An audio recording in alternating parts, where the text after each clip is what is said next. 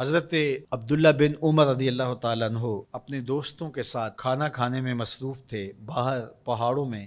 آج بھی عرب ایسا کرتے ہیں، گھر سے کھانا تیار کیا اور باہر صحراؤں میں پہاڑوں میں لے کر وہاں بیٹھ کے کھانا کھاتے۔ تو کھانا کھا رہے تھے تو ایک چرواہا بکریاں لے کے گزرا، تو آپ کے دل میں اس کے لیے محبت پیدا ہوئی، تو اس کو بلا کے کہا کہ تم بھی ہمارے ساتھ بیٹھ کے 2 لقمے لے لو۔ اس نے معذرت کی۔ آپ نے پھر کہا نہیں 2 لقمے آپ ہمارے ساتھ لے لیجئے۔ تو اس نے کہا کہ میرا روزہ ہے، میں روزے سے ہوں۔ تو حضرت عبداللہ خوش ہوئے کہ سخت گرمی اور سارا دن دھوپ میں بکریوں کے پیچھے روزہ رکھا ہوا ہے۔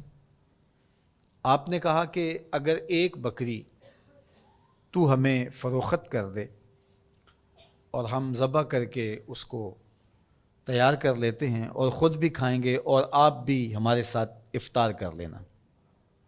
اس نے کہا میں ان بکریوں کا مالک نہیں ہوں، میں چرواہا ہوں، یہ میرے آقا کی بکریاں ہیں اور میں بیچنے کا مجاز نہیں ہوں۔ بہت متاثر ہوئے عبداللہ ابن عمر رضی اللہ تعالیٰ عنہ۔ آپ نے اس کو مزید آزمانے کے لیے کہا کہ تو اپنے آقا سے کہہ دینا کہ بھیڑیا بکری اٹھا کے لے گیا تھا، تو ایک بکری ہمیں دے دے۔ تو اس نے ایسے آسمان کی طرف دیکھا اور کہا اللہ کہاں ہے؟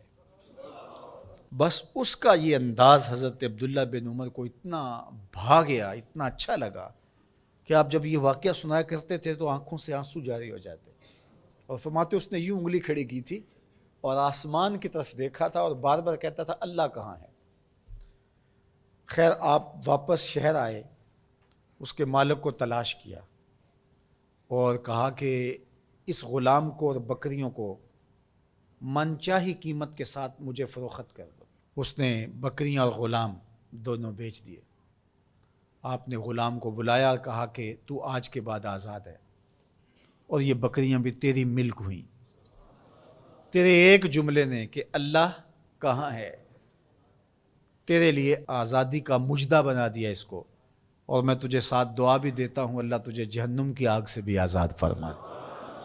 تو یہ یقین کہ میرا اللہ مجھے دیکھ رہا ہے، یہ اگر آپ کے ساتھ جڑ جاتا ہے تو پھر کسی کیمرے کسی سیکورٹی کی ضرورت نہیں ہے۔ یہ عقیدہ اتنا بڑا حصار ہے، عبادات میں بھی سرور دیتا ہے، اور یہ عقیدہ انسان کو گناہوں سے بھی محفوظ کرتا ہے اور بچاتا ہے۔ لیکن ہمارے رویے، اللہ تعالیٰ جل شانہ نے سورہ النساء کے اندر ارشاد فرمایا یستخفون من الناس ولا یستخفون من اللہ، کہ لوگوں سے تو پوشیدہ رہتے ہیں لیکن اللہ سے پوشیدہ نہیں رہتے۔ بلکہ ایک دوسرے موقع پہ ارشاد فرمایا سورہ الغافر کے اندر یعلم خائنۃ الاعین وما تخفی الصدور، جو آنکھ خیانت کرتی ہے اللہ اس کو بھی دیکھتا ہے، اور جو سینوں میں پوشیدہ ہوتا ہے اللہ اس کو بھی دیکھتا ہے۔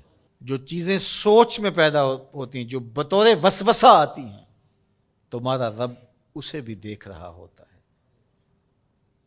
حضرت عمر بن عبدالعزیز رضی اللہ تعالی عنہ فرمایا کرتے تھے کہ اپنی خلوتوں کو پاک رکھو، اللہ تمہارے ظاہر کو ستھرا کر دے گا۔ جس شخص کی خلوت پاکیزہ ہوتی ہے، عفت مآب ہوتی ہے، تو اس کے چہرے پہ خاص قسم کا نور ہوتا ہے۔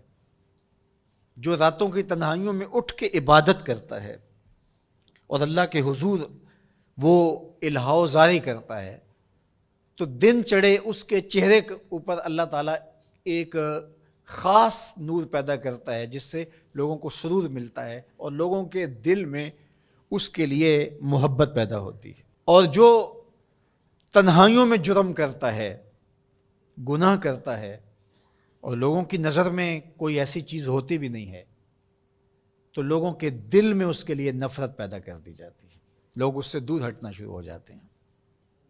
یہ دلوں کے سودے ہیں۔ تو اس لیے اپنی خلوتوں کو پاکیزہ کیجیے۔